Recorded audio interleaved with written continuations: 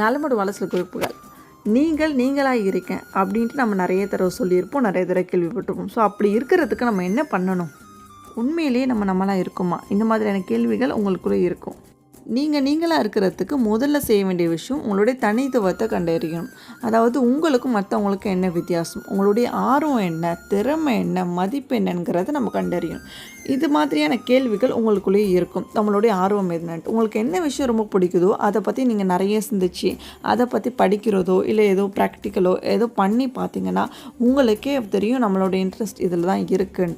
கண்டுபிடிக்கிறதுக்கு உங்களுக்கு கொஞ்சம் டைம் கொடுத்து உட்காந்து யோசிக்கணும்.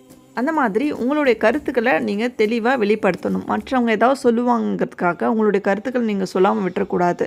எப்பயுமே உங்கள் கருத்துக்களை தெளிவாக நம்ம வெளிப்படுத்தணும். நீங்களாக இருக்கிறது ஒன்றும் அவ்வளோ சாதாரணம் கிடையாது. நிறைய சவால்கள் இருக்கும், தடைகள் இருக்கும். அதையும் மீறி விடாமுயற்சியும் தன்னம்பிக்கையும் இருந்துச்சுன்னா நீங்கள் தான் வெற்றி பெறுவாங்க. நீங்களாக இருங்க.